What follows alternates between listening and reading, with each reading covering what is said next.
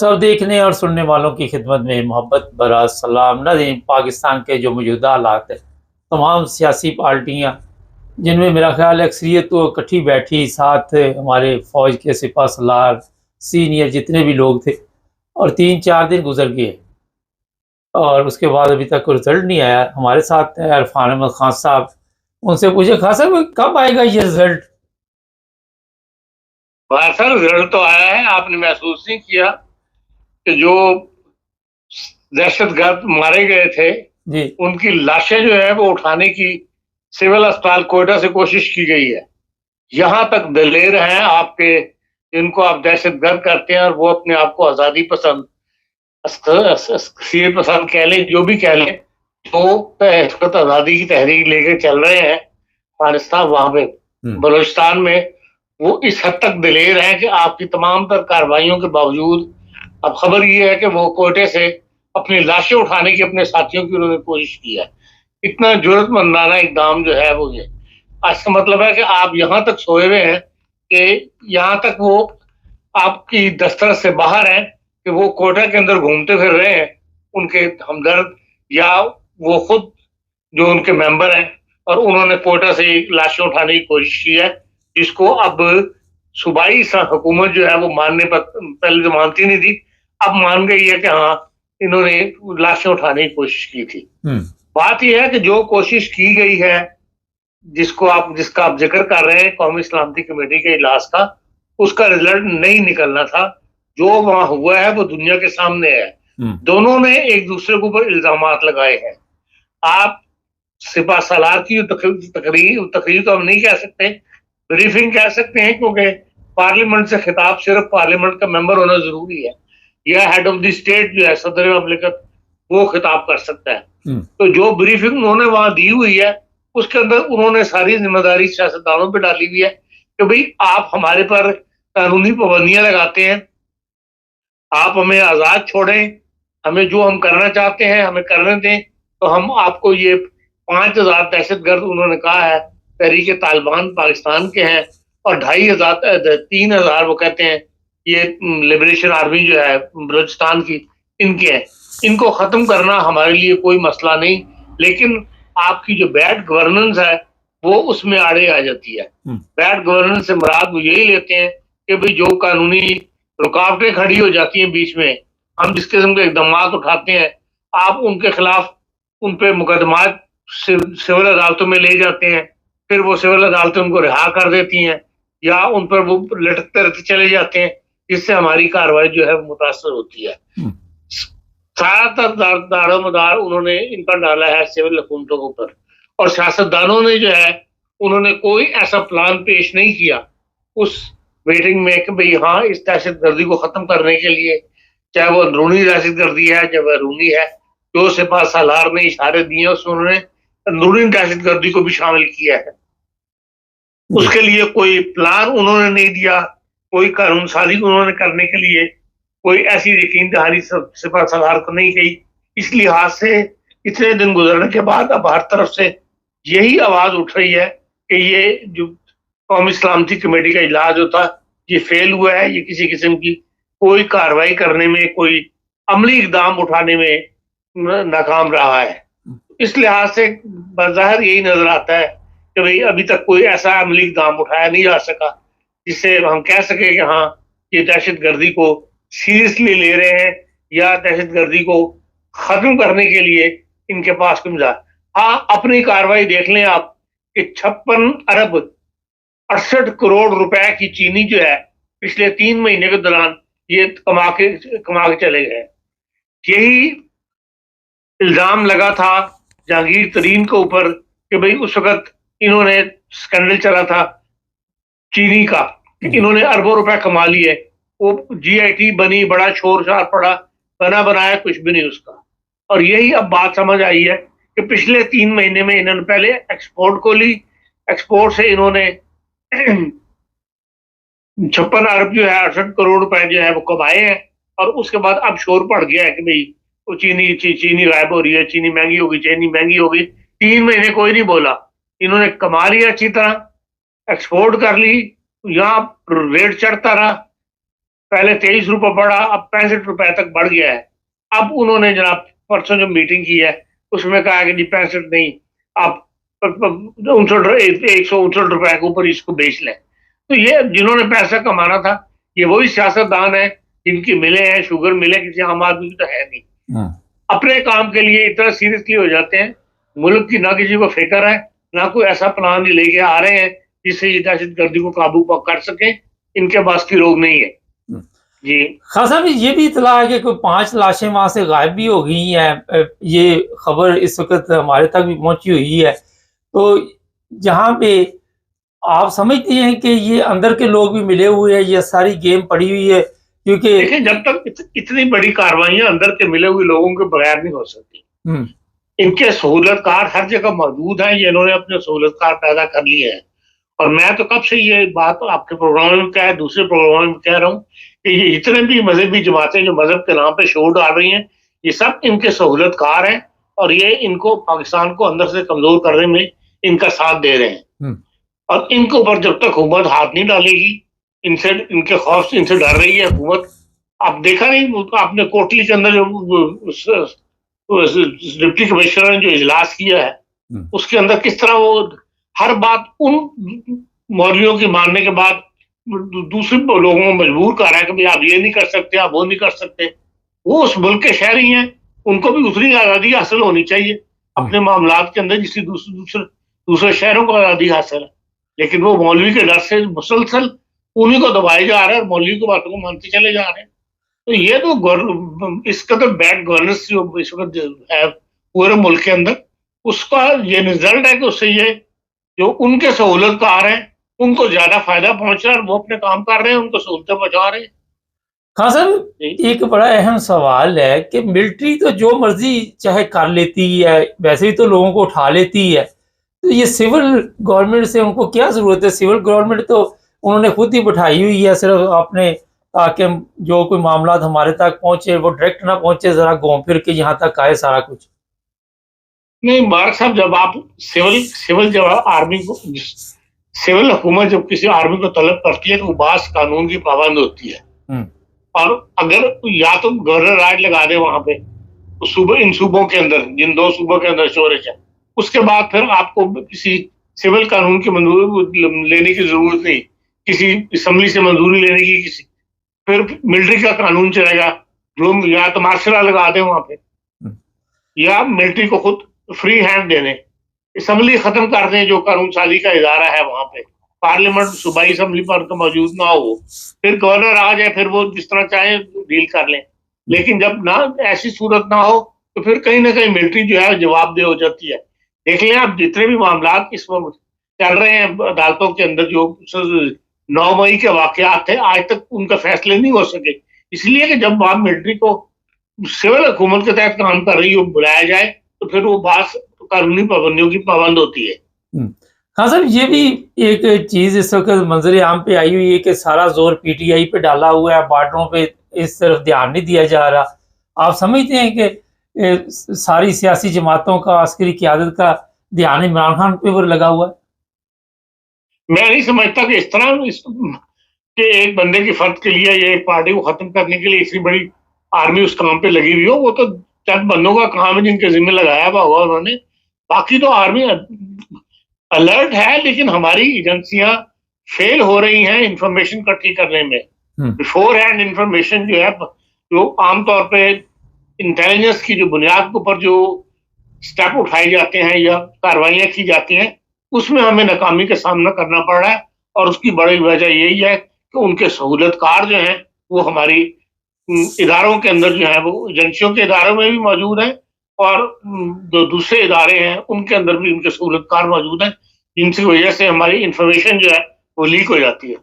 हाँ साहब, यहाँ पे एक बड़ा अहम सवाल है कि ये जो हमारी अस्करी क़यादत है, इनकी कमजोरियां भी तो फिर सियासतदानों के पास होंगी ना, जिसकी वजह से आज ये हालात बने हुए हैं। देखिए, इनकी कमजोरियां उतनी नहीं है जितनी सिविल की कमजोरी है। सिविल सियासतदान और सिविल एडमिनिस्ट्रेशन बहुत ज्यादा करप्ट है हमारी, जिसकी वजह से जिसकी फाइलें जो है वो इन मिलिट्री वालों के पास मौजूद है। मिलिट्री क्या करप्शन कर सकती है आप बताएं? मिलिट्री की जो ठेके दिए जाते हैं इसके अलावा इनके पास और क्या होता है? हाँ, इनको रियायतें ज्यादा दी जाती हैं जब रिटायर होते हैं, उस वक्त इनको जरूर बहुत ज्यादा कुछ मिलता है, लेकिन डे टू डे अफेयर में जितनी करप्शन हमारे यहाँ सिविल के अंदर मौजूद है, या हमारी एडमिनिस्ट्रेशन करती है, इंतजामिया करती है, या सियासतदान करते हैं, उतना बड़ा हाथ उनका नहीं पड़ता। और इनकी फाइलें उनके पास ज्यादा मौजूद होती हैं। हाँ सर, कोई भी रिटायर होता है ऑफिसर ये मिलिट्री का, वो नादरा में चीफ बन जाता है, कोई वापटा में बन जाता है, किसी को किसी एम्बेसी में भेज दिया जाता है, तो फिर सिविल पे सारा इल्जाम देना दुरुस्त है आपके ख्याल में? कोई जगह नहीं जहाँ पे नहीं वो बैठे हुए। किसी कानून के तहत ही लगता है ना, नहीं तो उस कानून को बदलना किसका काम है? सिविल का सियासतदानों का काम है ना। खत्म करते हैं ऐसे कवानीन को, क्यों नहीं खत्म करते? ये क्यों नहीं जरूरत दिखाते इस बात की? अजय खान साहब, उलमा की तरह थोड़ा आज लाहौर और दूसरी जगह पे ये वार्निंग जारी की गई है कि एहतियात करें मसाजिद में जाने में, और जहाँ भी जाएं बाज़ारों में हर जगह पे जो ऑफिसर है, जो बड़े बड़े उलमा है, आपके सामने कत्ल भी हो रहे, तो वो कहते जी हमें ये तहफ़्फ़ुज़ नहीं दे रहे, तो कौन उनको उलमा को बचाएगा? क्योंकि उलमा का होना तो पाकिस्तान में बड़ा ज़रूरी है, उसी से मुल्क का जो सिस्टम है फितने फसाद का वो चलता है। उलमा को होना जरूरी नहीं, उलमा का मौजूदगी जो है मुल्क को कमजोर करने और मुल्क के अंदर फसाद बर्पा करने की एक अलामत बन चुकी हुई है। और इसलिए अगर उलमा को महफूज करने के लिए भी ऐलान करने पड़ रहे हैं, इसका मतलब है कोई ना कोई ऐसी ताकत पाकिस्तान को कमजोर करने के लिए हमारे वजूद में आई है, जो सिविल सोसाइटी को आपस में लड़ाना चाहती है। तो ये चाहती है कि भाई यहाँ सिविल वार हो, आपस में शहरी एक दूसरे को गले काटें, ये लड़े, और उसके बाद पाकिस्तान को जो है मजीद कमजोर किया जाए, या उनकी जो कार्रवाई है उसको राह में उसके रास्ते आसान हो जाए, उसके रास्ते में जो रुकावटें हैं वो दूर हो जाए। ये एक खतरनाक अलामत है। इसके लिए या तो जो सिविल कानून है उसको फेल करना चाहती है कोई ना कोई ताकत, और मुल्क में दोबारा मार्शल के हवाले करना चाहते हैं। ऐन इम्कान है, मुमकिन है कि ये बात हो जो सिपा सलार ने इतनी बड़ी बात कर दी है कि भाई आप गुड गवर्नेंस करें, आपकी गवर्नेंस की निशानदेही है उन्होंने की है। इसका मतलब है कि वो वहाँ ये सोच मौजूद है कि सिविल हमारे सियासतदान जो है वो हुकूमत करने में नाकाम हो रहे हैं या नाकाम हो चुके हैं। वरना इतने बड़े पार्लियामेंट के फ्लोर पे इतनी बड़ी बात कहनी कोई छोटा बड़ा मसला नहीं, एक वाज़ेह किस्म का पैगाम है सियासतदानों के लिए कि आप नाकाम हो चुके हैं। ऐन मुमकिन है कि ये कार्रवाई किसी ऐसे ही कदम के लिए उठाई जा रही हो। हाँ साहब, एक जो सबसे बड़ा इशू आपने तो सिर्फ कोटली का जिक्र किया, मगर एक दहशतगर्दी की फ़ज़ा वहाँ पे कायम है। मुख्तलिफ शहरों से कभी किसी को इस्तेमाल किया जाता है, वो बयानात दे रहा है, कभी किसी को इस्तेमाल किया जाता है मजहबी नफरत फैलाने के लिए। आज भी जुमा है, आज भी कोई ना कोई चंद चढ़ेगा मुझे लग रहा है। तो आप क्या समझते हैं कि सिपा सलार को या दूसरे लोगों को ये नज़र नहीं आ रहा, वो तो पूरा काफिला लेके वहाँ उम्रे पे पहुंचे हैं दुआएं करने के लिए? देखें, इशारतन मैंने पहले भी ये बात कही है कि ये पहले भी बाद में ये बातें बाहर निकलती हैं कि जितने भी तहरीकें चली हैं हमारे जमात के खिलाफ, उसमें कोई ना कोई अंसर ऐसे इस्टेब्लिशमेंट का भी रहा है। और अब भी ये मतलब बई से इम्कान नहीं है कि कोई ना कोई सेक्टर जो है वो इस कार्रवाई के अंदर कार्रवाई डालने के लिए हमें इस्तेमाल कर रहा हो, या हमारे खिलाफ लोगों को उभार के एक बदमनी की फिजा पैदा कर रहा हो। नहीं तो खासा भी अगर यही हालात रहे, लोगों को जेलों में डाला जाएगा। एक साहब की मैं कल तकरीर सुन रहा था, वो कहता जी सरगोदे में 35 जगह है अहमदियों की, मैं खुल के बता देता हूँ, वहाँ पे हम सबको बंद जब तक नहीं करेंगे हम आराम से नहीं बैठेंगे। और वो कर रहे हैं, ये भी मैं बता दूंगा आपको, उन्होंने इसमें कोई कसर भी नहीं छोड़ी हुई, और इसमें इंतज़ामिया जो है वो मुलव्वस है। तो आपका क्या ख्याल है कि आने वाले दिनों में मजीद हालात खराब होंगे? अगर ये किसी के हुक्म पे हो रहे हैं तो यकीनन मजीद हालात खराब होने का इम्कान है। और जब वो हुक्म वापस ले लिया जाएगा तो यही लोग जो है आराम अमन से बैठ जाएंगे। नहीं तो अगर ये फर्ज करे अपने मकसद में कामयाब हो जाते तो फिर आराम से बैठ जाएंगे, या फिर और नया कोई काम निकल आएगा? मैंने कहा जिसके हुक्म पे ये सब कुछ हो रहा है, जो जो उसका हुक्म होता रहेगा वो ये लोग उनके हुक्म पर इस्तेमाल होते रहेंगे। अच्छा, यहाँ पे एक आजकल बड़ा सोशल मीडिया पे भी खबर चल रही है, मैंने भी इस पे खान साहब से सवाल किया था कि जिस तरह डिप्लोमेट पासपोर्ट दिए गए, खान साहब ये बताइए कि जिस तरह ये चीज़ें बगैर सियासतदानों को तो नहीं की जाती ना, तो इस तरह अपने मकासद के लिए फ़ौज के जो सिपह सलार है या उनकी फैमिली को निशाना बनाया जाता है, आजकल उनको निशाना बनाया जा रहा है, तो क्या वजह है कि क्या ज़रूरत थी इस तरह के कामों में पड़ने की, हमारे जो अस्करी क़यादत के सरबराह हैं? आप खुल के बात करें, सवाल आपका क्या है जी? मैं ये कहना चाहता हूँ कि पासपोर्ट वाली बात कहना चाहते हैं? जी? सिर्फ पासपोर्ट वाली बात नहीं, कहना पासपोर्ट नहीं, और भी मामलात है ना। देखिए ना, अभी उम्रे पे ये भी इतला है कि पहले शहबाज शरीफ गया, पीछे ये चीफ ऑफ आर्मी स्टाफ भी चला गया। तो ये क्या मसला क्या है इसका कि लोग इससे मुतमिन नहीं है, वो कहते हैं जनाब ये क्या हो रहा? देखिए, जो सऊदी अरब के अंदर, सऊदी अरब जो है ना, उसके साथ ये मसला है तो हमारे सिपा सलार की बात ज्यादा सुनता है। इसलिए जितने भी मामलात हैं, जब भी बिगाड़ पैदा हुआ है, उसमें सिपा सलार की बात सुनी गई है। अब भी आप देख लें, राहील शरीफ साहब रिटायर हुए हैं, एकदम उनको वहां की इत्तेहादी फौज का सरबराह बना दिया गया सऊदी अरब के अंदर। एक हमेशा से तासुर रहा है, इसलिए जो बात मनवानी हो, अंदरूनी दौरे का मकसद क्या है, ये तो आम आदमी को पता नहीं लगता ना। ये तो हुकूमतों को पता होता है जिन्होंने किस गरज के लिए ये हो गए हैं। वजह है तो ये ऐलान ही आया कि 2 अरब रुपए का तेल लिया, फिर मांग लिया पाकिस्तान ने, उसको राइट मांग लिया। लेकिन असल कहानी कुछ और भी होती है।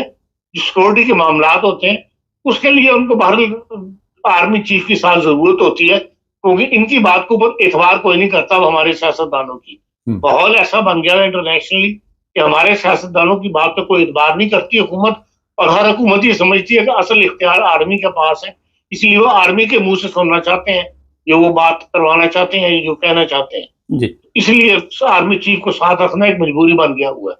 अच्छा, यहाँ पे एक सवाल है खासा, जिस बंदे ने ये पोस्ट निकाली उनको उठा लिया गया, ये पासपोर्ट जो डिप्लोमेट है, लेकिन इतने दहशतगर्द है, इतने हमले हो रहे हैं वहां पे, तो अभी तक पहुंच ही गई, लेकिन ऐसे लोगों को फौरन उठा लिया जाता है। लेकिन इस किस्म की खबरें जो है, जो बात बंदा बाहर निकालता है, वो जाहिर है एक फर्दी है ना, इससे ही बात बाहर निकाली होगी, उसको उठाना आसान है। और जो पूरी ऑर्गेनाइजेशन के तौर पर लोग काम कर रहे होते हैं या तहरीकें बनी हुई होती हैं, उनको ऊपर हाथ डालना इतना आसान नहीं होता।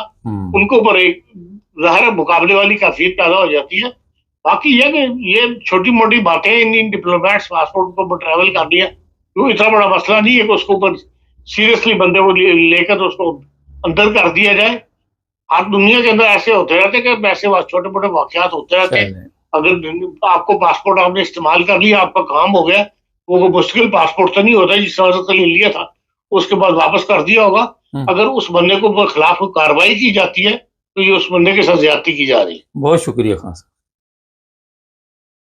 नाज़रीन, हमारे जो अस्करी क़यादत के जो भी सरबराह आते हैं, उनको ऐसे लोग, ये जो हमारे सियासतदान हैं, मैं थोड़ा सा पहले बताऊं, ऐसे लोगों को ऊपर लेके आते हैं जो कमज़ोर होते हैं, जिनमें वो क्वालिटी नहीं होती, और उनकी फिर जो दूसरी कमज़ोरियाँ, वो सियासतदान क्योंकि बड़े शातिर हैं हमारे, उनकी वो कमज़ोरियाँ जो हैं वो अपने काबू में करते हैं, उनको सहूलत देते हैं। क्योंकि अक्सर ऐसा आपने देखा कि सासे कमतरी का शिकार सिपह सलार जो है वो लगाया जाता है। ज़ियाउल हक भी आपको पता है कहाँ से लेके आए थे ऊपर, और भी कई ऐसे वाक़यात सामने आए।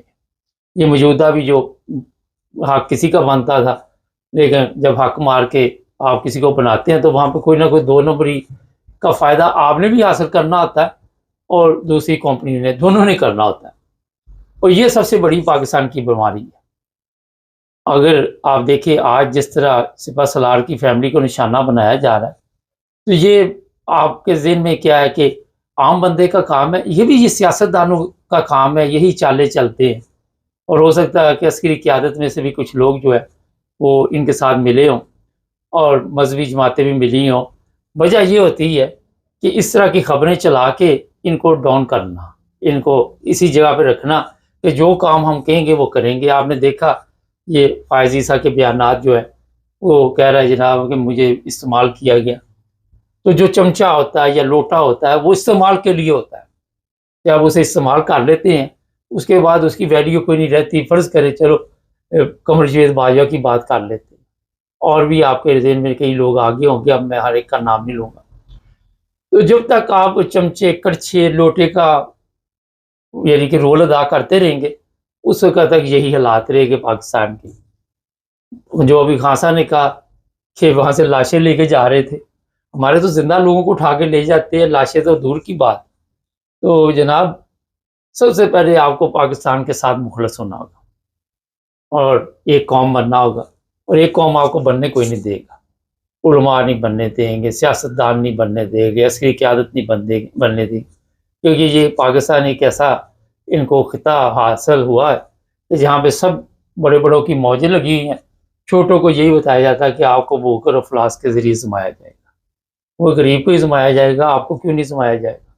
चैनल को सब्सक्राइब करें, जुड़े रहें हमारे साथ। सब देखने और सुनने वालों की खिदमत में मोहब्बत भरा सलाम। नाज़रीन, पाकिस्तान चलेंगे, हमारे ब्यूरो चीफ हैं। जी सर, आज फिर कुछ ऐसी इत्तला मिली है, कोई गिराव किया गया?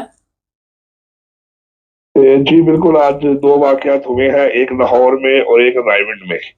तो रायवंड में जो कादियानी इबादत गाह है उसके बाहर टीएलपी के जो एहलकार थे वो जुम्मा के टाइम पे खड़े हो गए और उन्होंने नारेबाजी शुरू कर दी, और उन्होंने वहां पर ये अपने जो तकरीर की है उसमें ये बताया है कि हमने आईजी पंजाब को, वहां मुतलका एसपी को और जो मुतलका एसएचओ है उनको मुतअद्दिद बार दरखास्त दी गई है कि यहाँ पर ये जो कादियानी इबादत गाह है इसको खत्म किया जाए। हमारे टाइम के ऊपर शायर साहब की खिलाफ वर्जी होती है, जबकि हमारी किसी ने बात नहीं सुनी, और अब हम यहाँ पे तब तक बैठेंगे जब तक कि हमारे मुतालबे पूरे नहीं होते।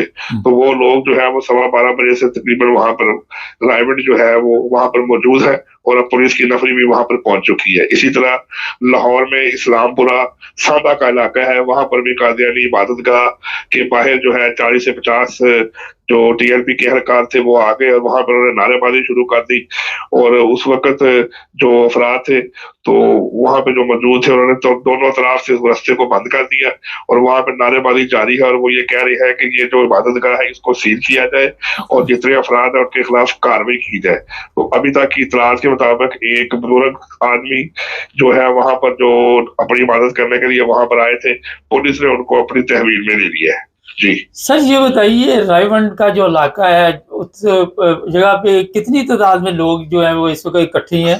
कोई है आपके पास इतला? वहाँ जी वहां पे 60 से 70 के करीब अफराद हैं जो वहां पर इबादत गाह के बाहर मौजूद हैं और नारेबाजी कर रहे हैं। उनके हाथ में वो पुरानी फाइल्स और चीजें भी पकड़ी हुई हैं जो मुसलसल सोशल मीडिया पर अपलोड कर रहे हैं कि हम बड़ी देर से दरखास्तें दे रहे हैं, हमारी सुनवाई नहीं हो रही। अब हम खुद ये फैसला किया है कि हम इनको शायर इस्लाम की खिलाफ वर्जी नहीं करने देंगे। तो अभी थोड़ी देर पहले तक इतलात आई है कि वहां पर पुलिस अब पहुंच चुकी है।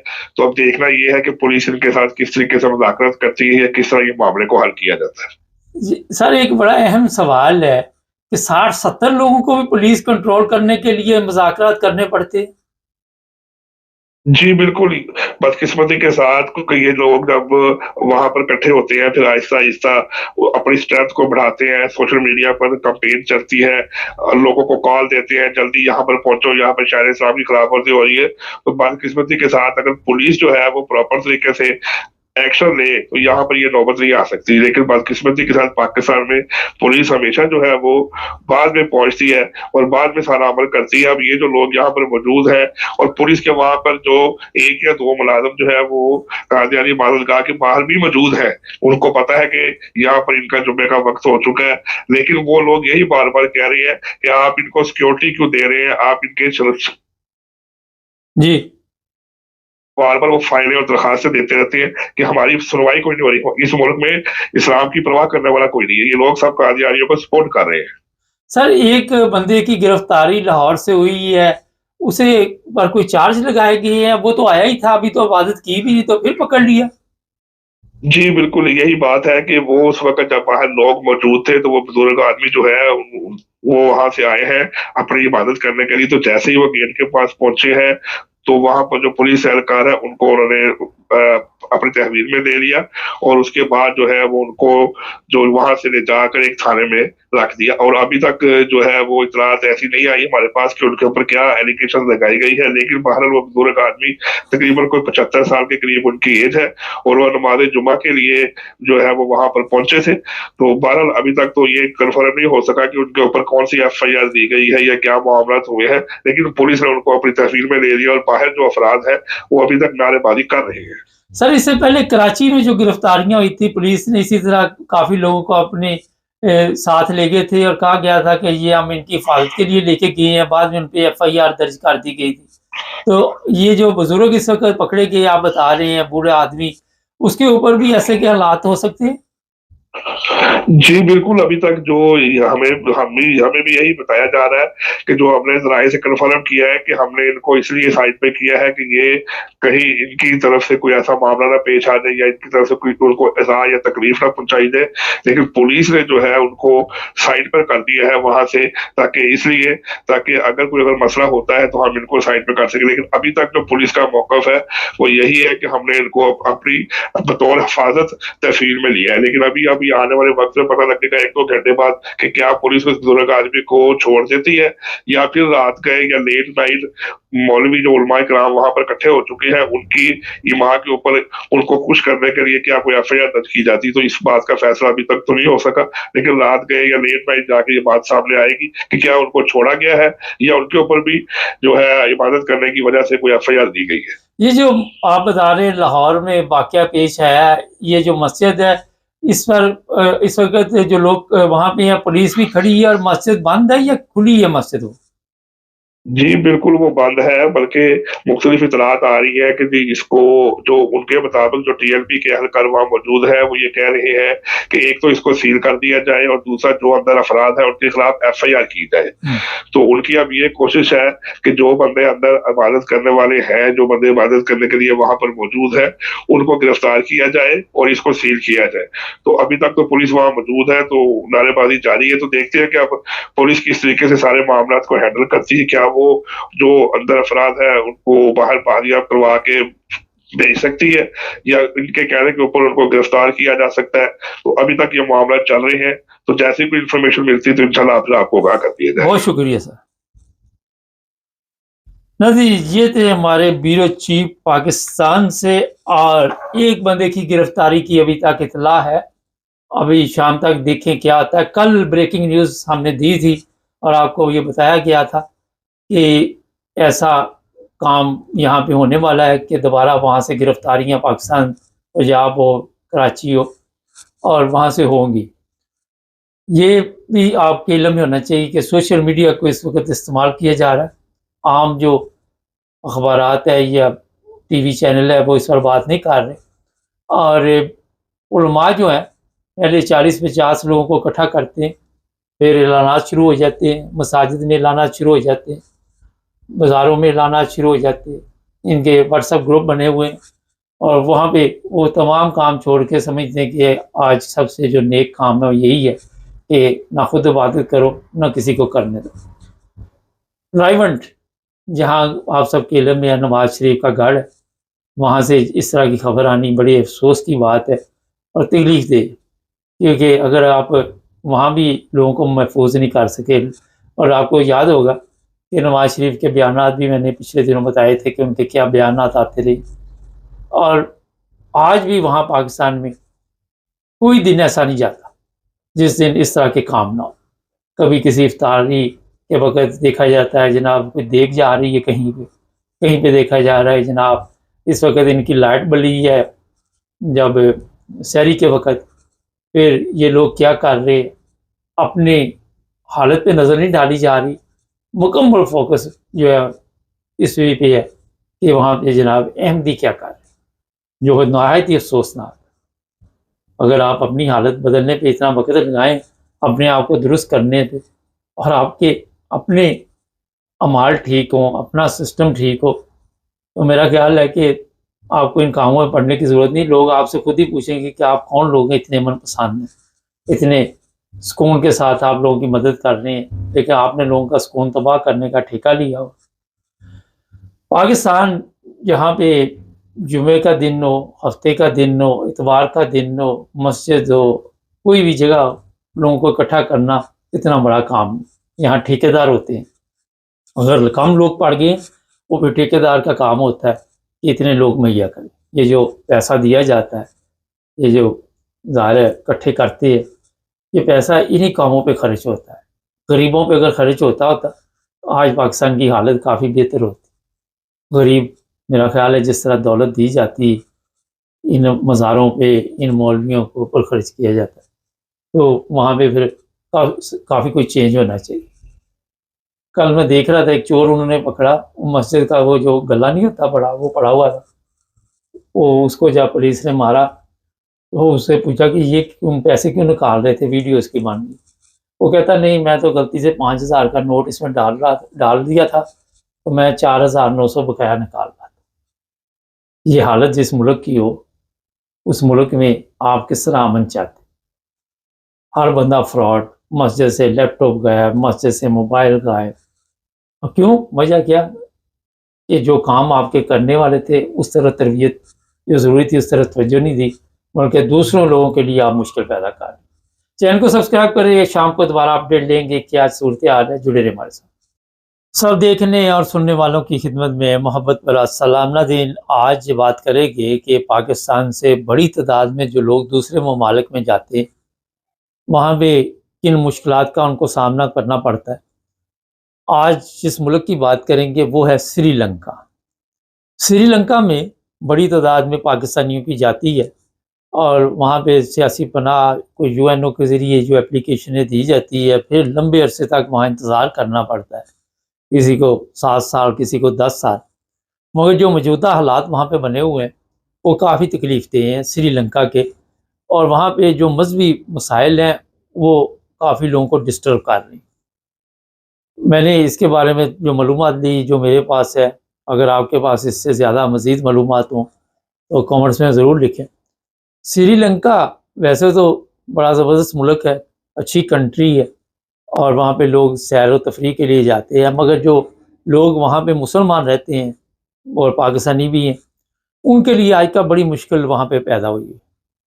और वो जो लोग भी वहाँ पे गए हैं आजकल वो खुद परेशान है। एक तो वहाँ पे जो केस चल रहे हैं बड़ी टाइम लग रहा है, दूसरा ये है कि उनको निशाना बनाया जा रहा है मजहबी तौर कि आप मुसलमान हैं। और फिर जिस तरह वहाँ पे मुश्किलात है, बताया जा रहा है कि मसाजिद में लोगों ने पनाह ली हुई है या ऐसी ऐसी जगह पे पनाह ली हुई है, उसमें ख़वातीन भी हैं, बच्चे भी हैं, बूढ़े भी हैं, हर उम्र के लोग, और उनकी ज़िंदगी वहाँ पे ख़तरे में है। क्योंकि जैसे ही इस तरह के कोई फसादात शुरू होते हैं तो जो लोग भी इस तरह के हमले करने आते हैं वो ये नहीं देखते कि जनाब ये आगे बच्चा है या औरत है या मर्द है या कोई भी, जो भी उनके काबू आ जाए वो अपनी कार्रवाई डालने के लिए आते हैं, वो डाल के चले जाते हैं। पाकिस्तान से, क्योंकि आपको पता है हमारे मुल्क के अपने हालात ठीक नहीं और ये लोग यहाँ के सताए हुए वहाँ पहुँचते हैं। यहाँ पे भी मजहबी मसाइल हैं, मजहबी प्रॉब्लम है लोगों के लिए, रोज़गार नहीं है, सेफ़ नहीं है कंट्री समझी जाती। और जिस कंट्री का इंतखाब किया जाता है वो सोचा जाता है कि ये हमारे से बेहतर होगी, अच्छी होगी, मगर ठीक है वहाँ पे वक्ती तौर पे आपको शायद अच्छे हालात नज़र आते हों, लेकिन आहिस्ता आहिस्ता फिर आपको पता चल जाता है कि कितनी मुश्किलात अपने मुल्क में। क्योंकि जो मजहबी नफ़रत है उसकी वजह से लोग अपने कारोबार घर पर छोड़ के कई ऐसे मुख्तलिफ ममालिक में, कोई थाईलैंड बैठा हुआ है अरसा दराज से, मैं कईयों को जानता हूँ 12-12 साल हो गए, 10-10 साल हो गए, वहीं ज़िंदगी गुजर गई और फिर बच्चे बड़े हो गए, बच्चों के रिश्तों की प्रॉब्लम, इसी तरह श्रीलंका में भी ये प्रॉब्लम, और फिर ऊपर से ये एक नया स्यापा जो मैं आपको बता रहा हूँ। तो लोगों को काफ़ी मुश्किलात है श्रीलंका जैसे मुल्क में वहाँ, क्योंकि पहले भी कई दफ़ा इस तरह के मामलात हुए। फिर कई दफ़ा ये होता है कि जो यूएनओ के ज़रिए वहाँ पे लोग बैठे हुए हैं उनको पुलिस भी जो है वो भी पकड़ना शुरू कर देती है। पुलिस भी कई दफ़ा उनको पकड़ के कहती जी वापस जाओ, जेलों में भी डाल देते हैं और उनके लिए कोई इतनी आसानी की गेम नहीं। इस पर जो मेरा प्रोग्राम का मकसद था कि जो लोग भी कुछ समझते हैं कि उनमें ये क्वालिटी है, उन्हें कम से कम यूएनओ के साथ रब्ता कायम करना चाहिए और यूएनओ को बताना चाहिए, जिसके ज़रिए ये श्रीलंका से दूसरे ममालिक में भेजे जाते हैं कि देखिए जनाब यहाँ भी ये हालात बने हुए हैं, और फिर उनको ईमेलें डालनी चाहिए। जो बच्चे पढ़े लिखे वहाँ पे हैं, जो भी जिसमें भी जितनी हिम्मत है उसके मुताबिक अपनी बात जो है उन तक पहुँचानी चाहिए कि हमें यहाँ पे भी जान का खतरा है और इसके लिए क्या आप बंदोबस्त कर सकते, क्योंकि और कोई रास्ता नहीं उनके पास होता, और कोई रास्ता नहीं, या फिर पाकिस्तान वापस आ जाए, और वापस आएंगे तो यहाँ पे पता नहीं उनके साथ क्या होगा। तो यहाँ भी मुश्किलात, वहाँ भी मुश्किलात, पाकिस्तान में भी मुश्किलात, श्रीलंका जाके भी मज़ीद मुश्किलात में इजाफा। अपने मुल्क में तो चलो आप जो भी है ज़बान भी आती है, सब कुछ आता है, और कुछ ना कुछ रोज़गार अगर चला सकते हैं तो चलता रहेगा। मगर इन मुल्कों में क्योंकि लंबे अरसे तक वो ना 2-3 साल बाद कोई फैसला हो जाए, उसके बाद आपको कहीं आगे भेज दिया जाए, जिस तरह जो अमेरिका के हालात बने हुए हैं। जिन लोगों ने अमेरिका जाना था, फ़र्ज़ करें श्रीलंका, वो बेचारे भी परेशान हो गए, क्योंकि उनका प्रोग्राम भी जो है वो मुझे नहीं लगता कि अमेरिका जो है उस पर कोई रद्द-ए-अमल जो है बेहतर रंग का दे, जिस तरह से ट्रंप ने आके लोगों को वहाँ से निकालने शुरू कर दिया, और ये भी कि मैं ग्रीन कार्ड भी ख़त्म कर दूँगा, मैं ये भी ख़त्म कर दूँगा। अभी तक कोई लोग बसाने की बात नहीं उसने की, यही की कि मैं इसको निकाल दूँगा, उसको निकाल दूँगा, उसको निकाल दूँगा, इसको पकड़ लूँगा।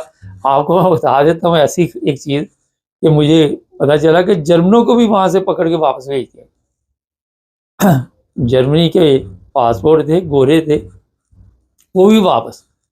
पता चला कि कुछ छोटे-छोटे क्राइम उनमें कोई ऐसे उनसे हुए, और उन्होंने कहा जनाब अब आप भी इधर अपनी शक्ल ना दिखाइएगा, शक्ल गुम कीजिएगा। तो ट्रंप के लिए इस वक़्त चाहे वो जर्मन है, चाहे वो पाकिस्तानी है, सब बराबर है। जो भी उसके काबू आ रहा है, ये लंबे अरसे से वहाँ रह रहे थे, ग्रीन कार्ड भी थे इनके पास, छुट्टी करवा दी। उन्होंने कहा गायब हो जाओ। तो ये जो श्रीलंका के लोग हैं, इन्हें एक तो इकट्ठे रहना चाहिए, और दूसरा ये है कि बड़ी एहतियात के साथ बाहर जाएँ, और इस चीज़ का ख़्याल रखें कि सेफ़ इलाकों में जहाँ आप देखते हैं, क्योंकि जान है तो जहान है, और जो मैंने आपको बताया उस पर अमल करें, क्योंकि उसके अलावा आपके पास कोई हल नहीं है। नाज़रीन, अपने मुल्क जैसी आज़ादी कहीं भी नहीं होती। काश पाकिस्तान एक आज़ाद मुल्क होता, काश पाकिस्तान में लोगों को अदल इंसाफ़ मिल रहा होता, काश मज़हबी आज़ादी होती। अब वहाँ भी वही मसला बना हुआ, वहाँ मुसलमानों के ख़िलाफ़ किस तरह आवाज़ उठी है। और मैं आपको बताऊँ कि हिंदुस्तान में भी एक दो ऐसे सूबे हैं जहाँ पे ये बड़ी मुश्किल घड़ी चल रही है, और वहाँ भी मुसलमानों के ख़िलाफ़ बड़ी ही नफ़रत है इस वक्त। तो इस मज़हब की वजह से लोगों ने पता नहीं अपनी इबादत की या नहीं की, लेकिन मज़हब के मुताबिक चले या नहीं चले, मगर मज़हब की वजह से मुश्किलात बहुत आई, और उसके लिए आपको रोज़ाना सबसे ज़्यादा तो हमारे चैनल पे ये बातें की जाती। तो जनाब ये लोग जो भी हैं, इनको बड़ी एहतियात की ज़रूरत है, इससे पहले कि ऐसा कोई वाक़या पेश आए। अपना ख्याल रखें, और हमारे चैनल को सब्सक्राइब करना मत भूलें। जुड़े रहें हमारे साथ। कमेंट्स में लिखें और भी श्रीलंका के बारे में कि वहाँ पे रहने वाले किस मुश्किल में। सब देखने और सुनने वालों की खिदमत में मोहब्बत भरा सलाम। नाज़रीन, पाकिस्तान में हालात दिन ब दिन बदतर से बदतर होते जा रहे। हमारे ब्यूरो चीफ है पाकिस्तान में, बताएंगे आज सारा दिन क्या होता रहा। जी सर, बताइए ज़रा तफसील के साथ।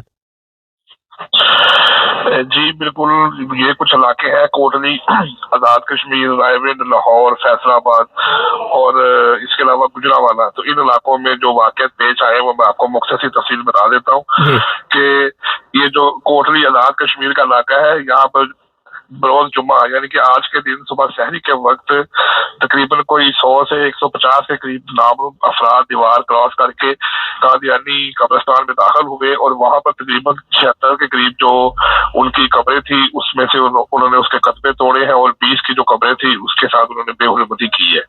तो ये लोग जो है 100 से 150 के करीब जो अफराद थे, उनकी जो कब्रिस्तान है उसकी तरफ चार दीवारी हुई हुई थी, और ये वहां से आए हैं, और 1 घंटे में ये सारा उन्होंने वाकया ये सारा काम किया है। और इस वाकये के तकरीबन कोई आधे घंटे के बाद पुलिस जो है वो वहां पर पहुंची है, लेकिन पुलिस ने एक काम किया कि सिटी कोटली जो थाना है पुलिस जो वहां पर उन्होंने 110 नाम अफराद के खिलाफ जो है वो मुकदमा दर्ज कर दिया है कि जिन लोगों ने ये सारा वाकया किया है। रायविंड के इसी तरह रायविंड का इलाका था, वहां पर आज जुम्मा के वक्त कादियानी इबादत गाह में इबादत की जा रही थी कि बाहर टीएलपी के अफराद आ गए और उन्होंने वहां पर घेराव कर दिया और नारेबाजी शुरू कर दी और ये बताया कि हमने मुतअद्दिद बार जो है दरखास्तें दी है, आईजी को दी है, एसपी को दी है, असिस्टेंट कमिश्नर को दी है, लेकिन हमारी कोई सुनवाई नहीं हो रही। और आज हम यहाँ पर खुद फैसला करने आए कि हम इस शारे इस्लाम की खिलाफ वर्जी किसी कीमत पर बर्दाश्त नहीं करेंगे। और इसके बाद वहां पर जो है वो नारेबाजी में शिद्दत इख्तियार होती गई, अफराद जो है वो बढ़ते चले गए और शाम को हमें ये इत्तला मिली कि वहां पर जो अंदर की तरफ इनके मीनार थे उनको जो अफराद है उन्होंने तोड़ दिया है और इसके अलावा वहां पर इबादत करने वाले 3 अफराद को गिरफ्तार करके उनके खिलाफ जेर दफा 298 के तहत मुकदमा दर्ज कर दिया। इसके अलावा लाहौर में एक वाकया पेश आया था नमाज़े जुमा के वक्त। इस्लामपुरा का इलाका सांदा है, वहां पर जुमे का टाइम था और वहां पर भी टीएलपी के वर्कर्स जो है वहां पर मौजूद जो करीब थे वहां पर इकट्ठे हो गए और नारेबाजी करनी शुरू कर दी और उन लोगों ने वहां पर ये बताया कि हमने पुलिस को मना किया था कि यहाँ पर सारे कादियानी अफराद इकट्ठे होकर शारे इस्लाम की खिलाफ वर्जी करते हैं, इनको मना किया जाए, लेकिन पुलिस ने हमारे साथ तावन नहीं किया। तो उन लोगों ने वहां पर नारेबाजी की और उसके बाद वहां पर जो इबादत गाह थी कादियानी की उसके ऊपर ताला लगा के उसको बंद कर दिया। तो वहां पर करीब से एक बुजुर्ग थे जिनकी उम्र जो बताया जा रहा है 70 से 72 या 75 साल के करीब है, वो नमाज़े जुमा की अदायगी के लिए आ रहे थे। तो वहां पर पुलिस ने उनको अपनी तहवील में ले लिया और ताहाल अभी तक जो ये वक्त हो चुका है पाकिस्तान में, अभी तक ये बताया जा रहा है कि उनको पुलिस ने रिलीज नहीं किया है। और लेकिन एफआईआर के मतलब भी अभी ये नहीं बताया जा रहा कि क्या उन पर एफआईआर हो चुकी है, लेकिन अभी तक वो जो बुजुर्ग आदमी है वो पुलिस की कस्टडी में है। इसी तरह फैसलाबाद में जो पिछले जुमे के वक्त अमीनपुरा फैसलाबाद में जो कादियानी इबादत गाह थी उसके बाहर मुजाहरा किया गया था और ये कॉल दी गई थी कि इसको बंद किया जाए। इस दफा भी जुम्मे के टाइम पर वो लोग आए हैं, लेकिन पुलिस की भारी नफरी होने की वजह से वहां पर वो नारेबाजी करते रहे हैं और नारेबाज जुबान इस्तेमाल करते रहे हैं। लेकिन वहां पर 2 वाकया रिपोर्ट हुए थे कि 2 अफराद जो जिनका तल्लुक कादियानी जमात से था वो वहां पर अपनी इबादत के लिए जा रहे थे, तो रास्ते में जो ये अफराद थे इन्होंने उसको पकड़ा है और शदीद ज़बरकोब किया है, जिसकी वजह से उनको कुछ अफराद को चोटें भी आई है। और इसी तरह फैसलाबाद का एक और इलाका है 275 RB, वहां पर भी इबादत का वक्त जो था 12:30 पौने 1 बजे, वहां पर भी इसी तरह रिपोर्टेडली पता लगा है कि वहां पर जैसे ही इबादत का टाइम हुआ तो टीएलपी के वर्कर्स वहां पर पहुंच गए और नारेबाजी करनी शुरू कर दी। लेकिन पुलिस जिस वक्त वहां पर पहुंची है उस वक्त तक वो अपनी इबादत कर चुके थे, इसलिए वहां पर कोई ऐसा वाकया जो है वो रूनुमा नहीं हुआ। लेकिन ये बाहर नारेबाजी करते रहे हैं, लेकिन उसके बावजूद जो वहां पे प्रोग्राम था वो होता रहा है। तो इसके अलावा गुजरावाला में आज तरीके लबैक या रसूलुल्लाह की तरफ से अक्सा मार्च की कॉल दी गई थी पूरे लाहौर में भी और पूरे जो अजला है करीब के उनमें भी। तो लाहौर में भी जो इलामा साद रिजवी है जो टीएलपी के सरबराह है उन्होंने यहाँ पर लाहौर शहर में मार रोड के ऊपर एक रैली निकाली थी और इसी तरह जो गुजरावाला में रैली निकाली गई थी उसमें जो उनके नायब अमीर है टीएलपी के उन्होंने बड़े वादे अल्फाज में एक धमकी में रहते में ये एक ऐलान किया है कि आज हम लाखों की तादाद में गुजरावाला में जो लोग मौजूद हैं ये आपके सामने मौजूद है, हम इस वक्त अक्सा मार्च जो है फलस्तीन के हक के लिए यहाँ पे निकाल रहे हैं। और ये बात हुकूमत याद करे कि जब हम नमूसे रसालत के लिए यहाँ पर आएंगे तो फिर कोई भी कादियानी पाकिस्तान में नहीं रह सकेगा। तो वहां पर खासा इश्तिहार पाया गया इस वाकये के बाद। और इसी तरह एक लास्ट वाकया रिपोर्ट हुआ था दुलमियाल के इलाके में कि वहां पर असिस्टेंट कमिश्नर साहब के पास टीएलपी की लोकल क़यादत और उनका जो जिले के अमीर थे वो वहां पर पहुंचे हैं और उनसे बातचीत की है। वहां पर जो जिले के अमीर है उन लोगों ने और एसी साहब ने बैठ के एक बात के ऊपर तस्वीर किया है कि एसी साहब ने बाहर आके फिर ये बताया कि जुम्मा के दिन दुलमियाल में 12 बजे से लेकर 3 बजे तक कोई भी कादियानी इबादत नहीं कर सकता और जो 5 टाइम मुसलमानों की इबादत करने के हैं यानी कि जोहर असर मगरिब इशा उस वक्त तक कोई कादियानी नमाज नहीं पढ़ सकेगा 1 घंटे तक। यानी कि आप 12 बजे से पहले अगर अपनी जुम्मा की नमाज अदा कर सकती है या 3 बजे के बाद अदा कर सकती है।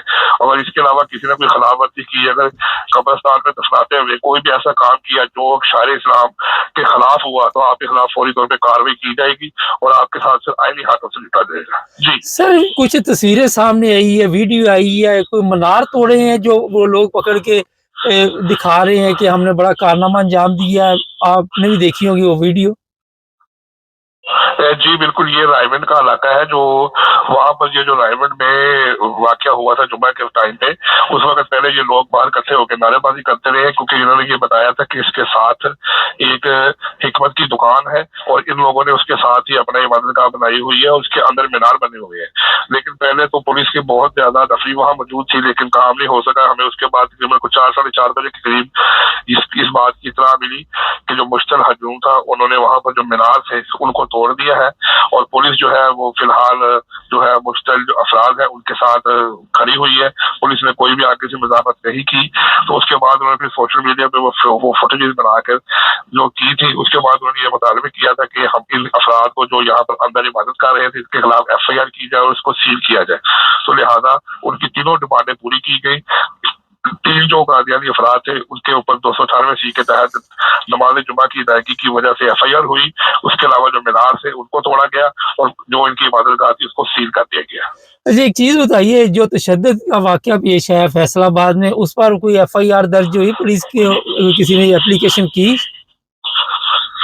नहीं, वहां पर भी कोई ऐसी जो पुलिस की तरफ से कोई ऐसी आगे पुलिस में रिपोर्ट दर्ज नहीं कराई गई, बल्कि जो उल्टा ये था कि पुलिस ने कहा कि हम तो रास्ता बंद करके अमीनपुरा बाजार में खड़े हुए हैं आपके लिए, लेकिन फिर भी जो है इन लोगों ने एक साइड से आते हुए जो अफराद थे उनके ऊपर हमला किया, उनको जबरदस्ती किया, जाने से रोका। लेकिन इनकी तरफ से कादियानी जमात जो है इनकी अफराद की तरफ से किसी ने भी जो है हाल उन नामुल अफराद के खिलाफ जो लोग वहां पर जुलूस निकाल रहे थे या मुजाहरा कर रहे थे एप्लीकेशन नहीं दी गई।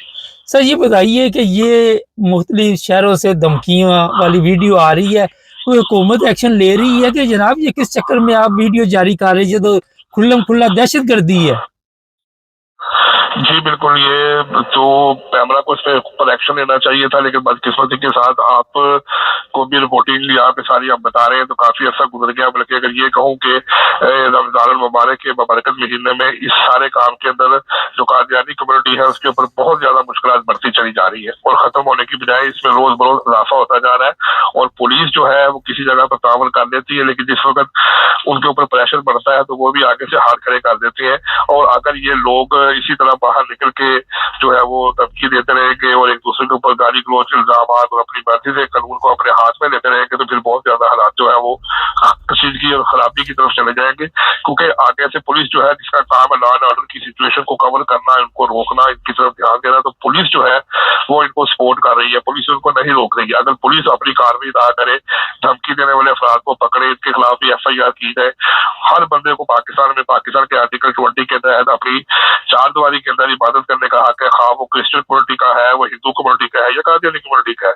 लेकिन बदकिस्मती के साथ पाकिस्तान में जो इस वक्त TLP जो है वो इस वक्त कादियानी कम्युनिटी के पीछे जो है वो मुसलसल उनके ऊपर जो है वो हमले कर रही है और उनको नीचा दिखाने की कोशिश कर रही है, उनकी इबादत गाहों को नुकसान पहुंचा रहे हैं, उनके अफराद को बेवकूफ कर रहे हैं। तो अभी तक हुकूमत की तरफ से या किसी बड़े की तरफ से इसके ऊपर कोई भी मजम्मती बयान सामने नहीं आया। बहुत शुक्रिया सर आपका।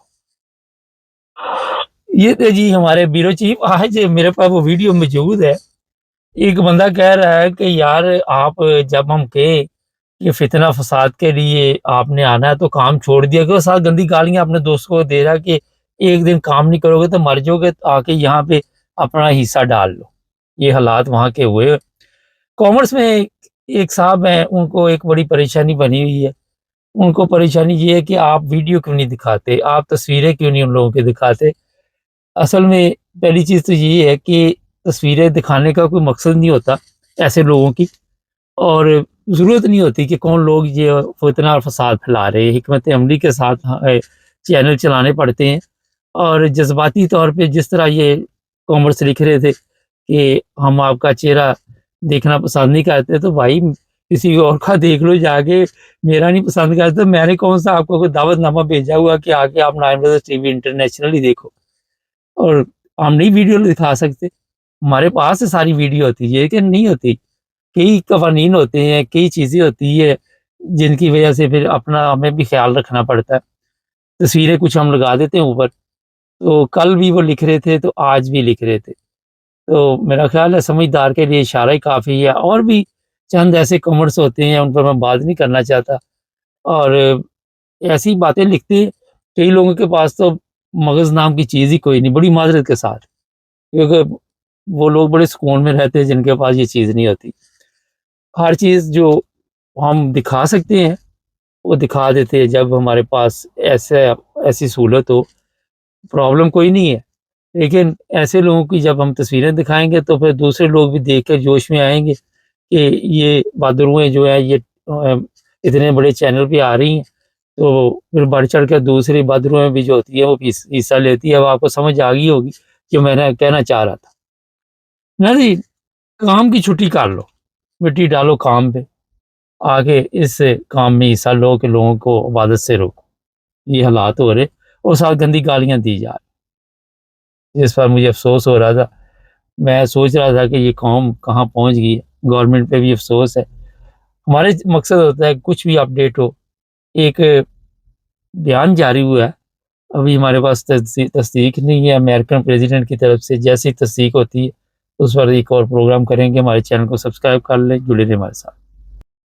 सब देखने और सुनने वालों की खिदमत में मोहब्बत भरा सलाम। नाज़रीन, यूनान से बहुत बड़ी खबर है। आप सबके इल्म में है कि यूरोप में जो लोग भी आते हैं, वो पहले यूनान आते हैं, फिर आगे जर्मनी, फ्रांस, इटली, जहाँ-जहाँ भी उन्होंने जाना होता है, वहाँ पे पहुँचते हैं। अब हुआ ये है कि यूनान में एक ऐसा कानून था कि 3 साल अगर आपको वहाँ पे हो गए, तो वहाँ की इमिग्रेशन मिल जाती थी और लोग इससे बड़ी तादाद में फ़ायदा उठा रहे थे। पाकिस्तानियों ने भी बड़ी तादाद में फ़ायदा उठाया, दूसरे जो ममालिक से आए थे, उन्होंने भी काफ़ी फ़ायदा उठाया। अब जनाब उन्होंने वो वेबसाइट बंद कर दी है और वहाँ के जो कवानीन हैं, उनको तब्दील कर दिया गया और ये बताया गया कि अब ये 3 साल वाला जो कानून था, इसे ख़त्म कर दिया गया। अब जनाब एक और जो चीज़ है कि वहाँ से बड़ी तादाद में लोगों को वापस भेजने के लिए प्रोग्राम बनाया जा रहा है और यूरोप का बहुत सख्त प्रेशर है पूरे यूरोप का यूनान यूनान के ऊपर भी। और ये भी खबर है कि जो लोग भी वहाँ पे आए हुए हैं और वो अगर गैर कानूनी तौर पर वहाँ पे आएँगे तो उनको सियासी पनाह नहीं दी जाएगी। इसकी थोड़ी-सी तफ़सील आपको बता देते हैं कि फ़र्ज़ करें आप वहाँ पे पहुँच गए हैं और आप समंदर के रास्ते बगैर वीज़ा लिए वहाँ पे पहुँचे, तो फिर आपको सियासी पनाह नहीं देंगे।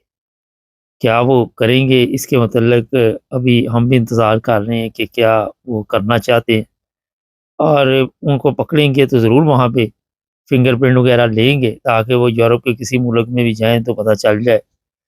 तो अब जनाब आपको पता है कि जो यूनान में बड़ी तादाद में लोग इस चीज़ का इंतज़ार कर रहे थे, काफ़ी तादाद में ऐसे लोग हैं जिन्होंने तैयारी पकड़ी हुई थी कि किसी न किसी तरह 3 साल हो जाएँगे और हमें यहाँ पे फिर लीगल कर दिया जाएगा। फिर आहिस्ता-आहिस्ता ये लोग फिर यूरोप के दूसरे ममालिक में आ जाते हैं। लेकिन जैसे ही इस तरह का फैसला सामने आया मायूसी की लहर दौड़ गई है। जो भी वहाँ पे लोग थे, बड़ी तादाद में पाकिस्तानी भी हैं।